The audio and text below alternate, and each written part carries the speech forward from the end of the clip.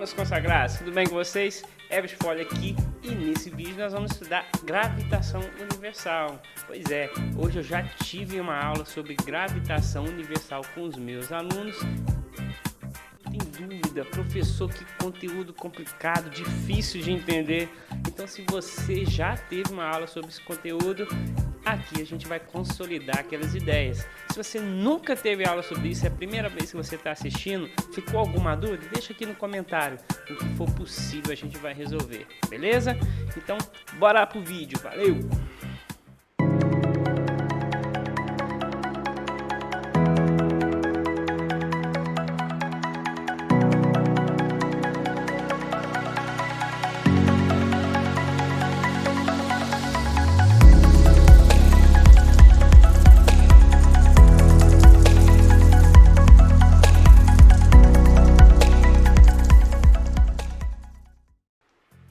Os estudos a respeito da gravitação universal foram todos consolidados por um físico muito famoso, que era o Isaac Newton.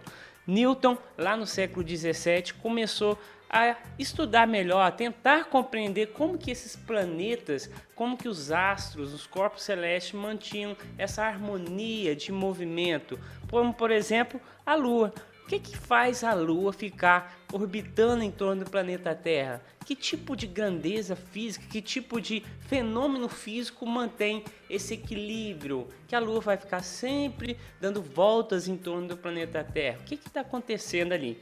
Ele começou a analisar. Mas claro que ele não fez isso sozinho. Outras pessoas, outros físicos também fabulosos, como por exemplo Kepler, Tycho Brahe, Galileu Galilei, todos eles estudavam os corpos celestes. Inclusive Kepler criou suas teorias a respeito das leis das órbitas, das leis das áreas. Se você tiver curiosidade, dê uma pesquisada aí sobre as teorias, as leis de Kepler. Só que a diferença é que essas pessoas, antes de Newton, não tinham um conhecimento matemático tão grande quanto Newton. Para quem não sabe, Newton, além de um grande físico, um gênio da física, ele era um grande matemático. Então a diferença entre ele é que ele pôde consolidar todas aquelas ideias sobre teoria que já vinham sendo estudadas anteriormente a ele, porém ele consolidou isso com equações matemáticas muito bem elaboradas. Por isso que se dá tanto crédito assim a ele. E aí Newton formulou a sua teoria, a sua lei, aliás, da gravitação universal, que diz o seguinte, que objetos que possuem massa se atraem. Ele primeiro focou seus estudos na interação da Lua com o planeta Terra, mas hoje nós sabemos que a sua lei da gravitação universal pode ser aplicada a qualquer corpo celeste. Então, se eu tenho um satélite artificial orbitando em torno do planeta Terra, as leis físicas que regem o movimento desse satélite podem ser estudadas pela gravitação universal. E qual força de atração existe entre esses corpos? Essa força que é calculada através dessa equação. F é igual a G multiplicado pelas duas massas, uma referente a cada corpo, dividido pela distância entre eles ao quadrado. Então, se eu estou falando, por exemplo, da Terra com a Lua, da interação da Terra com o satélite Lua, esse mzão aqui seria a massa do planeta Terra, que é um corpo de maior massa, enquanto que esse mzinho seria a massa da Lua, que considerando o nosso contexto seria o corpo celeste de menor massa. Então, a multiplicação dos dois dividido pela distância entre eles ao quadrado. Então, qual que é a distância desde o centro do planeta Terra até o centro do satélite Lua? Qual que é a distância entre os dois corpos? Essa distância elevado ao quadrado. Fazendo toda essa multiplicação, chegamos a um número que representa a força de atração entre esses dois corpos, ok? Então, temos então que F vai ser o nosso módulo da força gravitacional que atua em ambos os corpos, ok? A mesma intensidade com que a Terra atrai o satélite Lua seria também a intensidade com que o satélite Lua está atraindo o planeta Terra. Sim, os dois se atraem com a mesma intensidade de força. E, como vocês sabem, nós aprendemos lá nas leis de Newton que a unidade de medida para isso é o Newton. Esse G é uma constante chamada de constante gravitacional universal. Toda vez que você encontra esse termo constante na física, constante representa um número que não varia. Então esse G vai ter sempre esse valor, 6,67 vezes 10 elevado a menos 11, ok? Mzão e Mzim representa a massa dos dois corpos. Aqui nós estamos falando do planeta Terra e da Lua, então consideramos que esse Mzão seria o planeta Terra. Mas independente dos corpos que estão sendo trabalhados, vai ser a multiplicação da massa de um corpo pela massa do outro. Se esses dois corpos que estamos estudando tiverem a mesma massa, quem vai ser Mzão, quem vai ser Mzim, não vai importar, ok?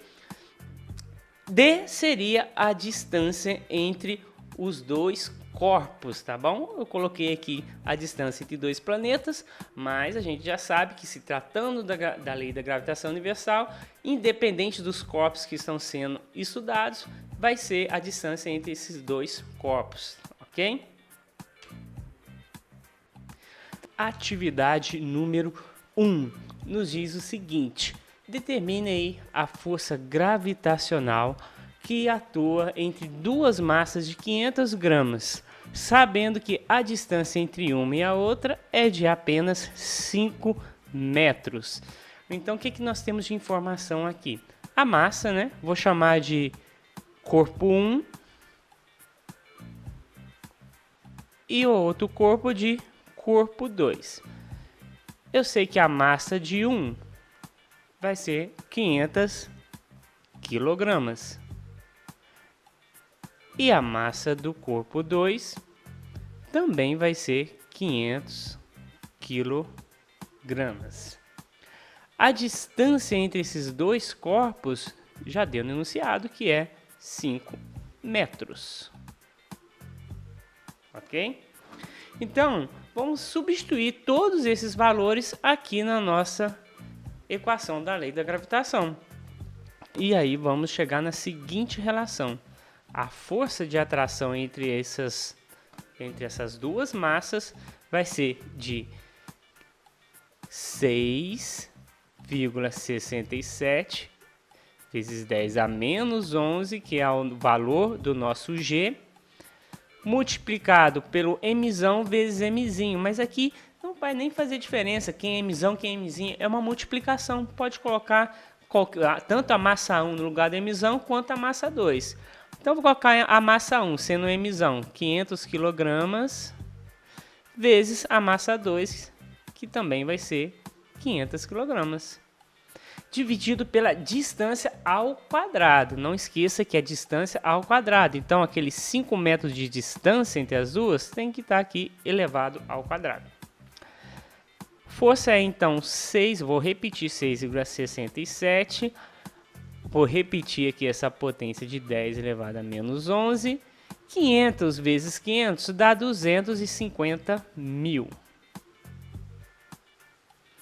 Dividido 5 vezes 5, 25. Bom, uma forma de reduzir essa expressão é trabalhar aqui com esse 250 mil.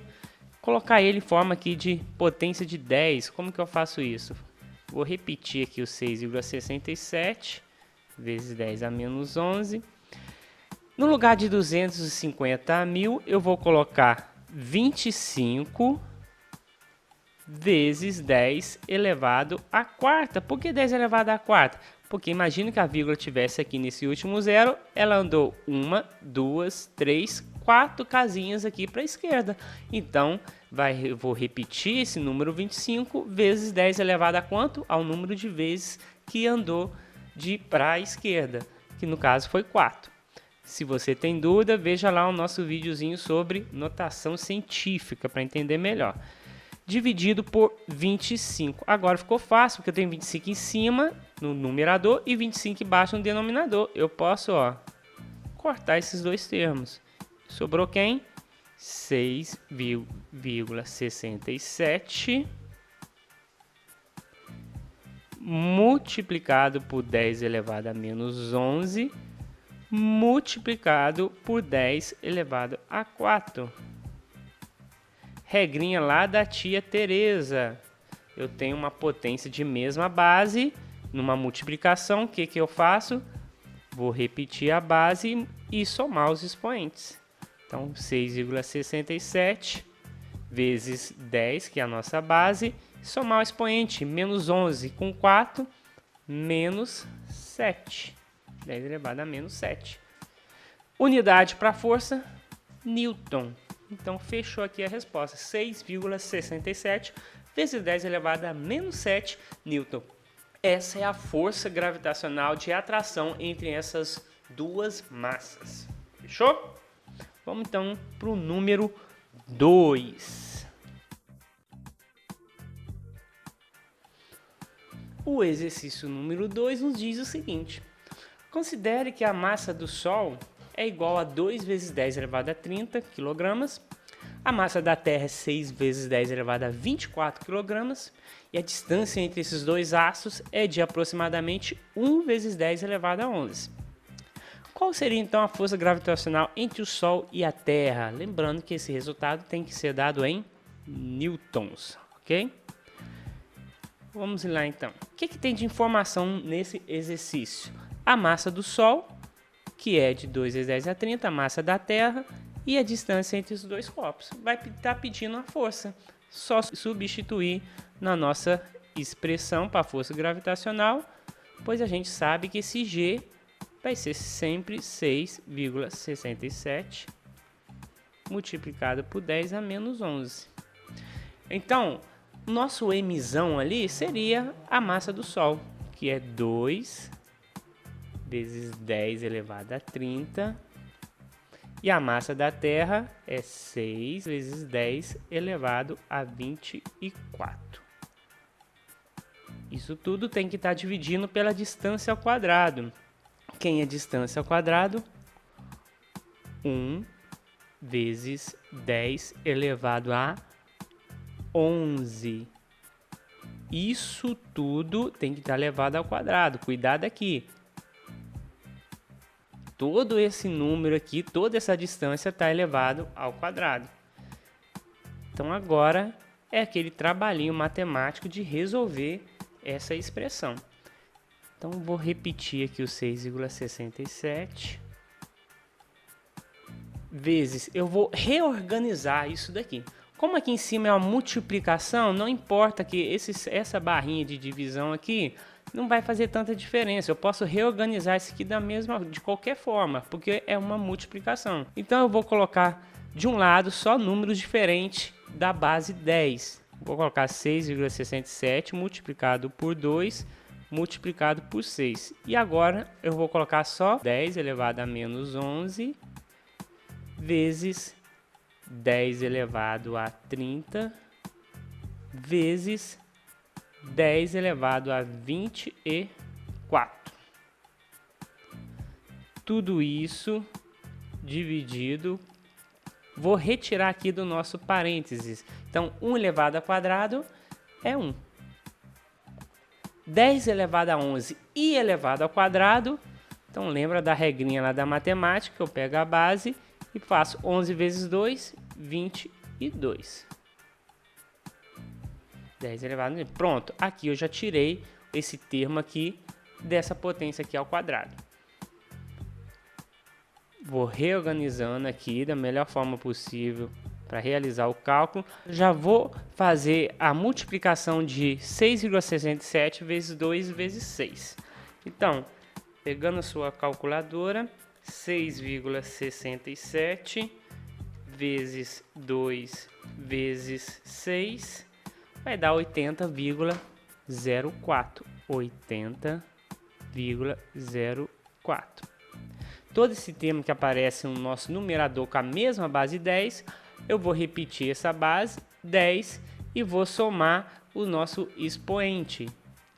Então vai ficar menos 11 mais 30 mais 24. Tudo isso dividido por 1 vezes 10 a 22 fica só 10 a 22. Então, força vai ser 80,04 vezes 10, menos 11 mais 30 e 24, 43. 43. Dividido por 10 elevado a 22.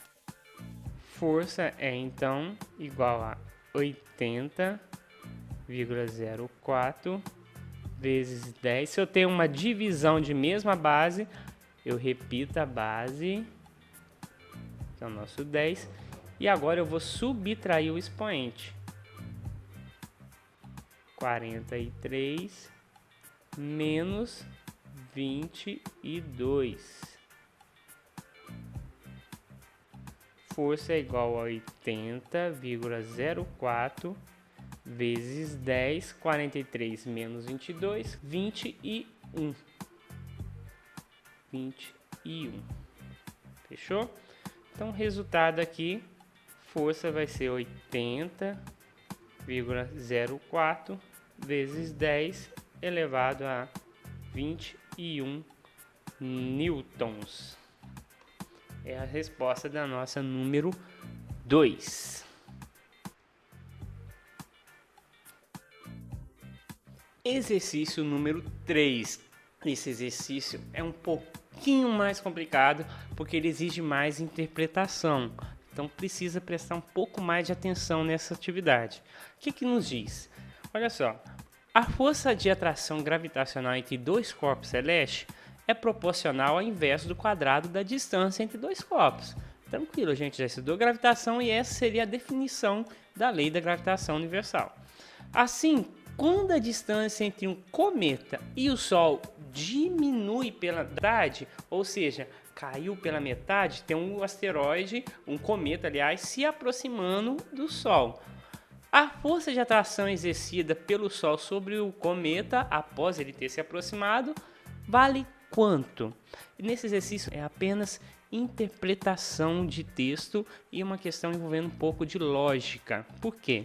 Vamos analisar a situação. O que está acontecendo aqui?